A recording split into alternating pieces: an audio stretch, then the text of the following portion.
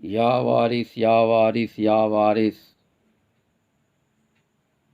उर्स सफ़र 2021 ईस्वी 6 सितंबर से शुरू हो गया है और मिलाद शरीफ से उर्स का आगाज़ हो चुका है।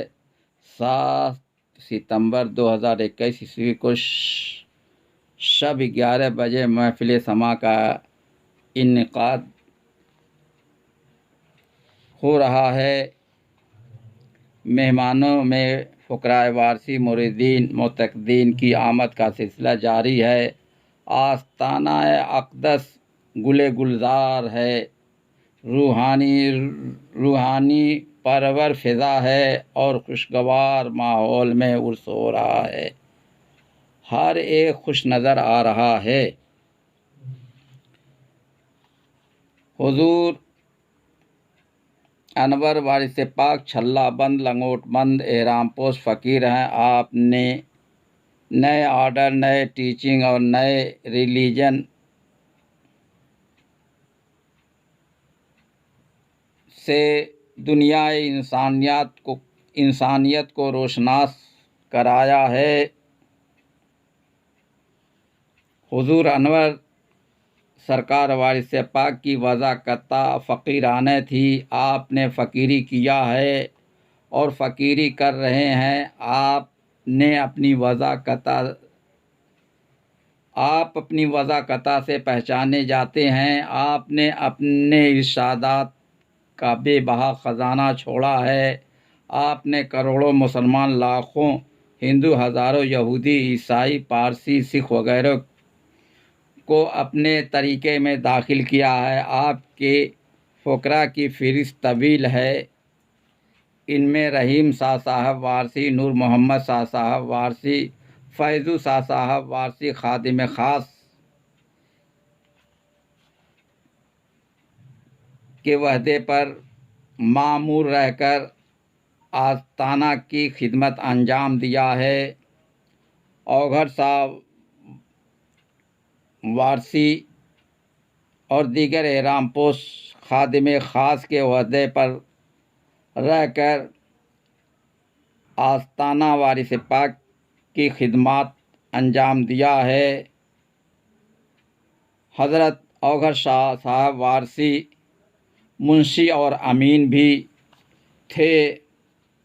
हज़रत बेदम साहब वारसी खुसरिया सरकार वारिस पाक थे।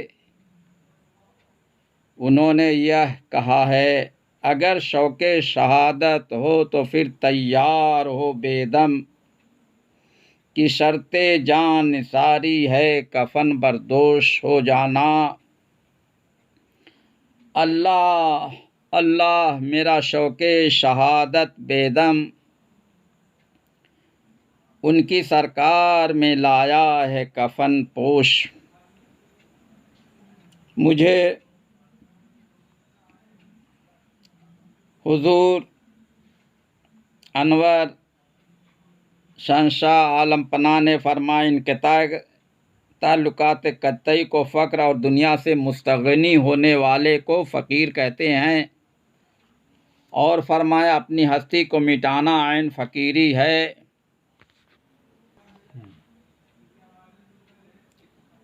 हुज़ूर शहंशाह आलम पनाह ने एहराम की वज़ा में रहना पसंद किया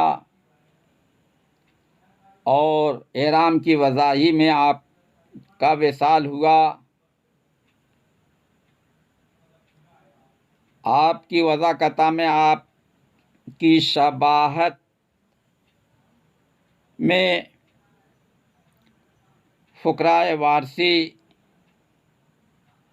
हैं जो वज़ाकता फ़कीराना से पहचाने जाते हैं। माशरत वारसी में लिबास वारसी मख़सूस चीज़ है जिसे माशरत फ़ुक़रा की पहचान होती है। सुरवी एहराम 6 गज़ लंबा और 1.5 गज़ चौड़ा कपड़ा है। इसका निस्फ़ हिस्सा बतौर तहबंद और निस्फ़ हिस्सा बतौर चादर इस्तेमाल होता है। चादर इस तरह बांधें कि टखना खुला रहे और चादर इस तरह ओढ़ें कि सर खुला रहे। सरकार आलमपना ने फ़कीराना ज़िंदगी बसर किया है। हर फ़कीर के लिए लाजिम है कि तरीक़ा वारसिया के ज़ाब्ता कायदे के मुताबिक एहराम शरीफ बांधें और जो इरशादात बराए फ़ुक़रा मुकर्रर हैं उनके मुताबिक ज़िंदगी बसर करें।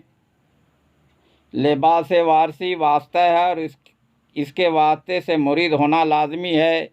सिलसिला वारसिया के फ़कीर के लिए लिबास वारसी बांधना लाजमी है। मुरीदी के लिए लिबास वारसी का वास्ता लाजमी है। एहराम शरीफ बगैर लंगोट के नातमाम है। लंगोट की तालीम की तकमील के बाद ही एहराम पोशी की शान नुमाया होती है।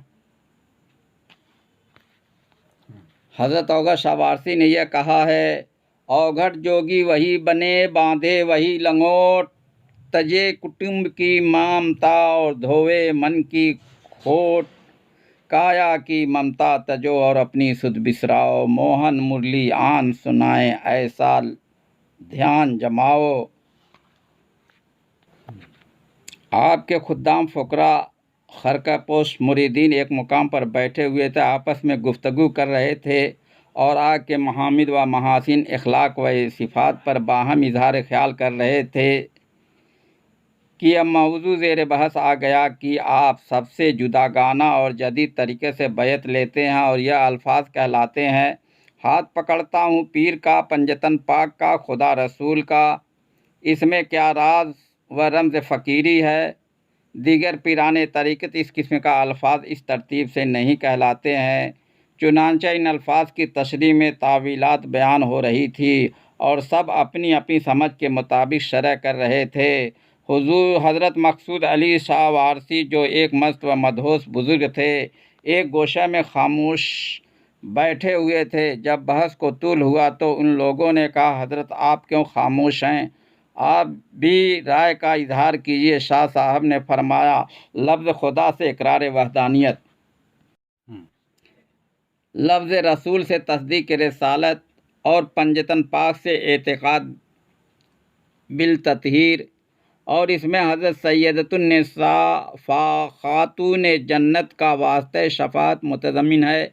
जिस शेख को फैज़ रूहानी खातून जन्नत से होता है वही औरत की हिदायत का मजाज है और उसका असर हिदायत इरफान औरत के क़ुलूब पर पड़ता है। इस तकरीर पर गुफ्तगू का ख़ात्मा हो गया। जब बारगाह आली में सब हाजिर हुए तो हुजूर शहंशाह आलम ने बहालत कैफियत नहायत के लहजे में फरमाया, हम पंजतनी हैं, हम पंजतनी हैं, मक़सूद सच कहता है। हुजूर सरकार आलमपना ने बेसाख्ता फरमाया, मक़सूद अली तुमने सुना है कि मन कान फ़ी हाज़िही आमा फ़हु फ़िल आखिरति आमा, कि जिसने यहाँ नहीं देखा वहाँ भी दीद से महरूम रहेगा। और दीद की तारीफ़ यह है कि क़ल्ब की आँख से बेहिजाब मुशाहिदा हो, क्योंकि ज़ाहिरी आँख अज्ज़ाए जिस्मानी और आलात बशरी में शामिल होने के लिहाज से खल्क़ को देखती है, और बातिनी आँख चूँकि सिफ़त बसीर से मौसूफ़ है जो सिफ़ात इलाही में मख़सूस सिफ़त है, इसलिए वह अनवार हक़ को देखती है। और इंसान जब हकीकत के रमूज़ माने को देखता तब उसका यकीन कामिल होता है, जो तस्दीक का पहला ज़ीना है। और इसको वदियत बिल वास्ता भी कहते हैं, क्योंकि मुरीद की यह कामयाबी पीर की इनायत पर मौकूफ़ है। हुजूर शहंशाह आलम ने फरमाया, पीर की सूरत में खुदा मिलता है, जो पीर की शक्ल है यही सब कुछ है। पीर की ज़ात में फ़ना फिर रसूल और फ़ना फिल्लाह का मर्तबा मिल जाता है। तमसील में मौलाना रूम का यह शेर पढ़ा, चूँकि ज़ात पीरा कर दी कबूल, हम खुदा दर ज़ात शामद हम रसूल। तर्जुमे, जिसने पीर की ज़ात को कबूल कर लिया उसने खुदा रसूल दोनों को पा लिया। हुजूर अनवर के फ़ुक़रा लिबास यार में मलबूस शबी वारिस हैं। हदीस मन तशब्बह बिकौम फ़हुव मिनहुम, यानी जो शख्स किसी कौम की शबाहत अख्तियार करता है वह उसी कौम का फ़र्द होता है। हुजूर अनवर ने फरमाया, हाथ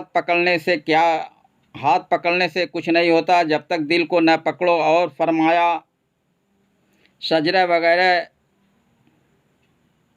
रस्मी चीज़ है, यहाँ तो दिल के सजरे से काम है। फरमाया, मुरीदी दिल से होती है और दिल मुसलमान होता है। और फरमाया, पीर की मोहब्बत मुरीद का दीन है। और फरमाया, मखलूक खुदा से हमदर्दी और अच्छा सलूक किया करो, सिर्फ़ इस ख्याल से कि ये खुदा के बंदे हैं और उसकी सनत की यादगार हैं। इस अमल से तुमको खुदा की मोहब्बत नसीब होती है और यही तसव्वुफ़ की असल है। और फरमाया, दुनिया के तालिब न होना और खुदा की मोहब्बत में बंदगाने खुदा की बक़दर इम्कान खिदमत करना, क़ल्ब की निगरानी और अनफास के शुमार से गाफिल न होना।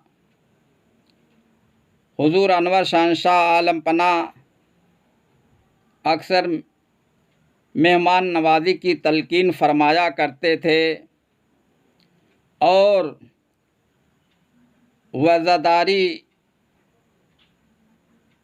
की भी तलकीन फरमाया करते थे। आपने फरमाया, फ़कीर वज़ा का पाबंद होता है। अदब यह है कि राह तलब में फ़कीर नंगे सर और नंगे पैर रहे। खिदमत के सिलसिले में सभी एहराम पोश फ़ुक़राए वारसी शामिल हैं। इंतज़ामी खिदमत, तालीमी खिदमत, मशरबी खिदमत, दीनी खिदमत, तरीक़े वारसिया की खिदमत, नए रिलीजन की खिदमत, नए टीचिंग की खिदमत, खल्कुल्लाह की खिदमत वग़ैरह सिलसिले खिदमत में शामिल है।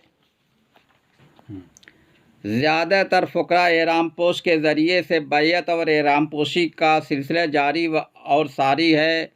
दौर हाजिरा में ज़्यादातर फ़ुक़रा एहराम पोश से बैयत और एहराम पोशी का सिलसिला जारी व सारी है। वर्तमान मैनेजर दरगाह अब्दुल मुनाम कंजुल मार्फत अलैहिर्रहमा देवा शरीफ के सज्जादा नशीन हैं। वह मैनेजर दरगाह हाजी वारिस अली शाह के सज्जादा नशीन नहीं है और वह तरीक़ा वारिसिया में मुरीद भी नहीं है।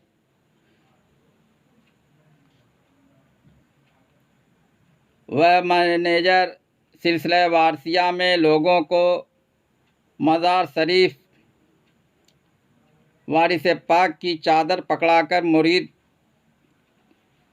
करता है, जो सरासर तरीक़ा वारसिया के कायदा और असूल के ख़िलाफ़ कदम है। वह मैनेजर लोगों के दरमियान अपने पिता और दादा का नाम लेकर अपना परिचय कराता है। विरासत वारसिया सिलसिले में जारी व सारी नहीं है, न यहाँ कोई सज्जादा नहीं नशीन है, क्योंकि वारिस का कोई वारिस नहीं है, बल्कि जो भी है वह हज़रत सरकार वारिस पाक के खिदमत के सिलसिले में है। ठाकुर पंचम सिंह साहब वारसी रईस मलावली ज़िला मैनपुरी, जिनकी फ़राख हाली का सबको इल्म है कि मौसूफ़ की पहली ज़िंदगी कैसी अमीराना ज़िंदगी थी कि रहने की कोठी, ऐश व आराम का जुमला सामान, ग़िज़ा लतीफ़, शिकार का शौक़, सवारी के लिए मुतअद्दिद कीमती घोड़ा गाड़ी मोटर हर वक्त मौजूद रहती थी। मगर मोहब्बत के जिगरसोज़ असरात से उनके कदीम आदात में यह इनकलाब हुआ कि उनकी शान अमारत तजर्रुद और फ़क्र से उनका लिबास तहबंद से मुब्दिल हो गया, हत्ता कि पंचम सिंह से वक़ार शाह हो गए और आर्जी अमारत छोड़कर सरमदी इफ्तिखार को अख्तियार किया। हुजूर अनवर शहंशाह आलम पनाह मलावली ज़िला मैनपुरी में तशरीफ़ ले गए।